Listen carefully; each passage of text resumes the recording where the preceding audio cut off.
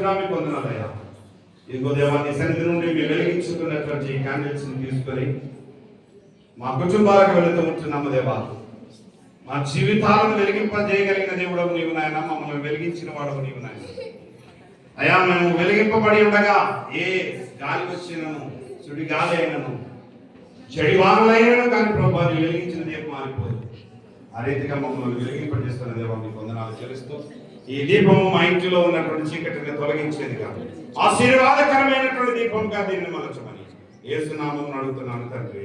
ఆమేన్. మన ప్రభువైన యేసుక్రీస్తు కృప, తండ్రి అయిన దేవుని ప్రేమ మనందరికీ తోడైండును గాక.